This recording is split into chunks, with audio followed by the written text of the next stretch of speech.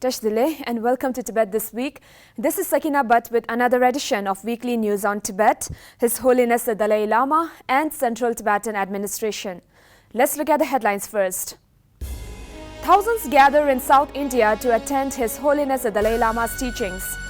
Tibetan Policy and Support Act passes through US House Foreign Affairs Committee with strong bipartisan support.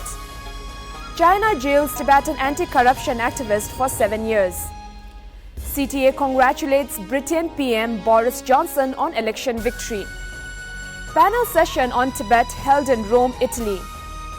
30 members of Lithuanian Parliament write to Xi Jinping to stop oppression in Tibet. MP Garnett Genuis calls for special committee to review Canada-China relationship while keeping China's basic dictatorship in check. China buying Indian media for propaganda gimmick. Ukrainian Friends of Tibet shocked to know the situation in Tibet.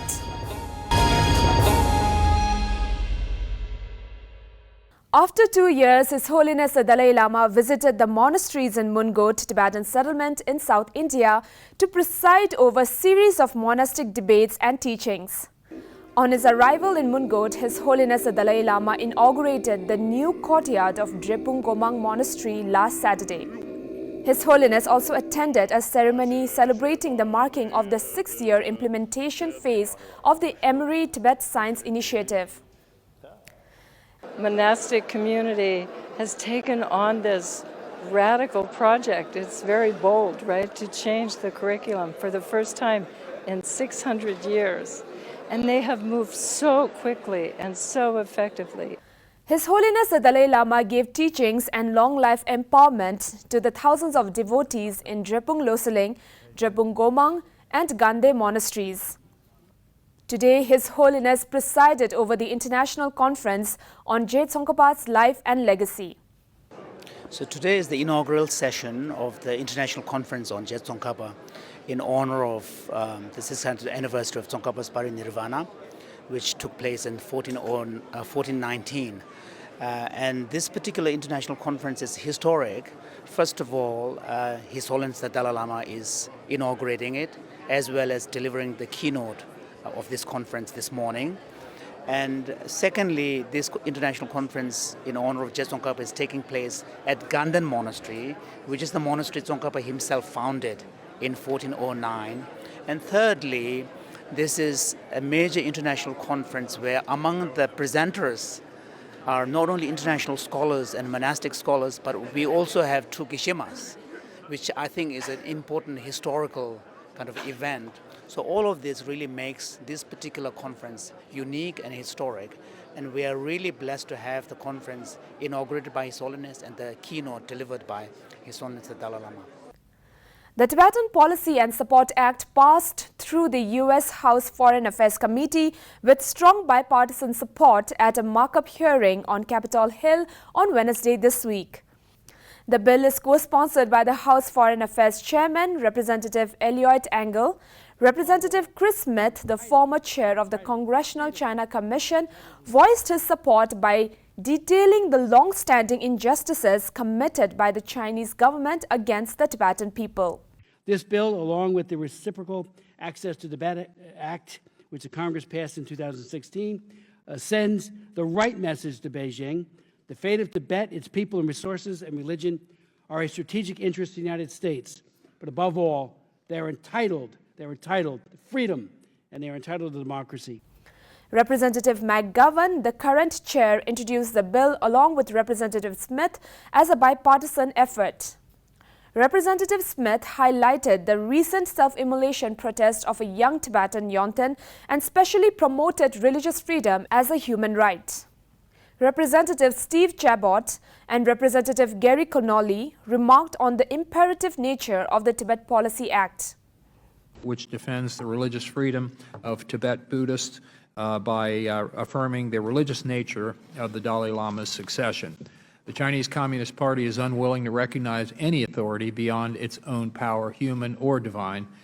We cannot live in a world where government, not people's consciences, determines how religion is to be practiced. In response to Chinese official threats to select future Tibetan Buddhist leaders, This bill establishes as U.S. policy that the succession or reincarnation of Tibetan Buddhist leaders, including the future 15th Dalai Lama, is an exclusively religious matter to be decided solely by the Tibetan Buddhist community, not by the Chinese government.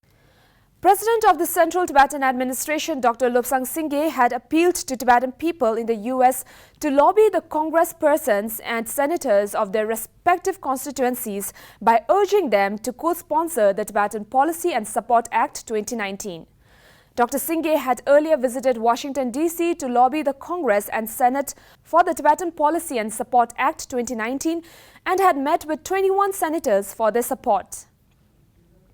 Similarly, Representative Ngodub Tsering met with various members of the U.S. Congress on Thursday last week. If passed, the bill would impose sanctions on any Chinese officials who interfere in the process of recognizing the successor or reincarnation of the 14th Dalai Lama. It would recognize the Central Tibetan Administration as a legitimate representative reflecting the aspirations of Tibetan people around the world and support the democratic governance of the Tibetan community in exile and authorize the ongoing U.S. appropriations to support Tibetans in Tibet and South Asia. The bill further mandates that there should be no new Chinese consulates in the U.S. unless a U.S. consulate in Lhasa is established. It also introduces new key provisions aimed at protecting Tibet's environment and rivers and promoting greater cooperation to mitigate the efforts of climate change in Tibet. On 6th of December, a 47-year-old Tibetan anti-corruption activist, Arya was sentenced for 7 years by the Chinese authorities for allegedly disturbing social order. Arya, who is a resident of Kyangche Township in Gade County of Golok Prefecture, was earlier arrested in 2014 and detained for more than 14 months for carrying out anti-graft campaigns and uncovering the unfair and illegal practices of the local government in the county. Let's hear what Tenzin Dhadon of Department of Information and International Relations Human Rights Desk has to say about this. Mr. Arya was first arrested in September 2018 and was detained for almost 14 months. During his long detention period, he was severely tortured and he was denied access to his lawyer. Not only that, his detention period was extended several times since 2018. Moreover, a request from his lawyer for his bail was rejected also. From his case, we can see the Chinese government's continued effort to manipulate their own laws and to criminalize Tibetans in Tibet. Central Tibetan Administration congratulated Prime Minister Boris Johnson on victory in the UK elections. CTA President Dr. Lobsang Singye said, "Under your able premiership, we look forward to the UK's continued leadership in protecting universal human rights and freedom around the world."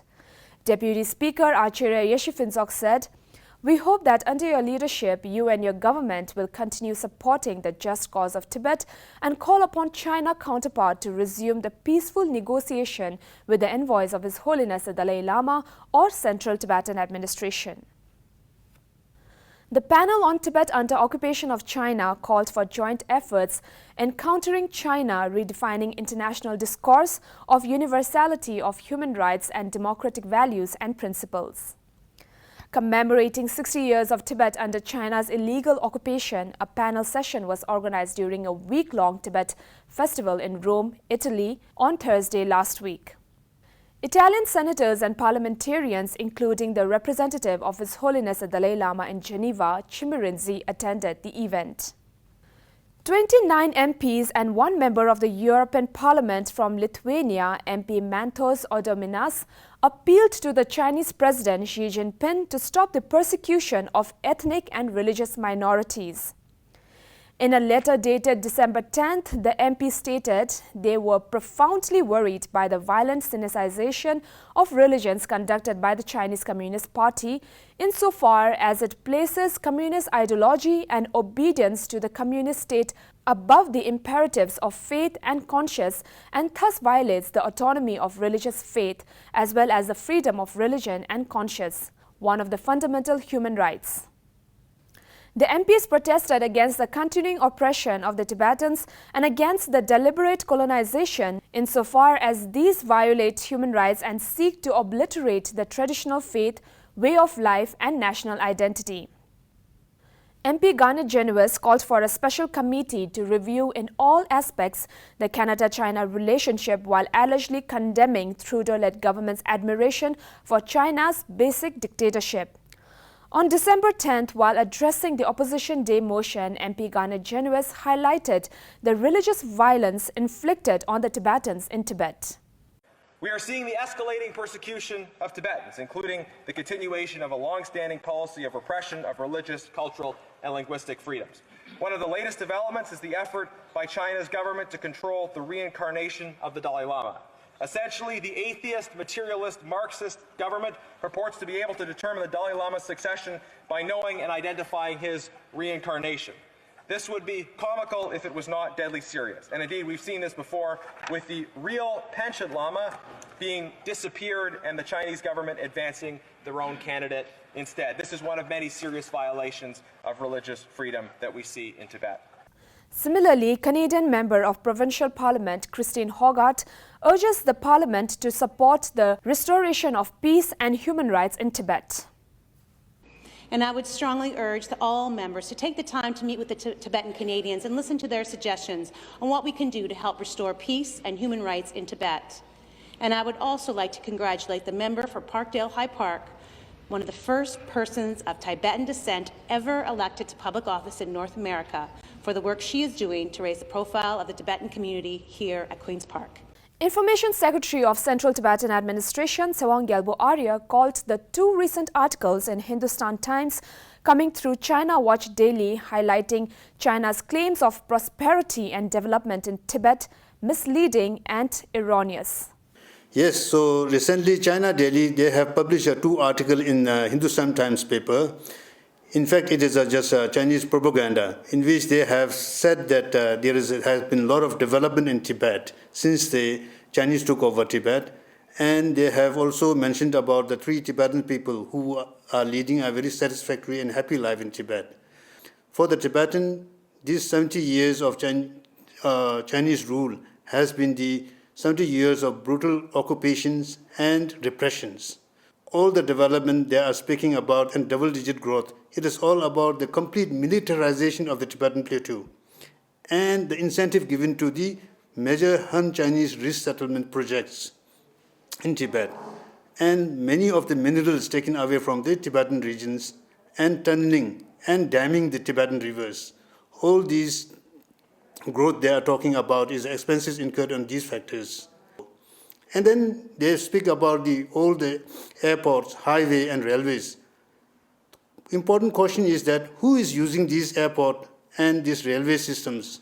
These are all the Chinese, Han Chinese and the tourists.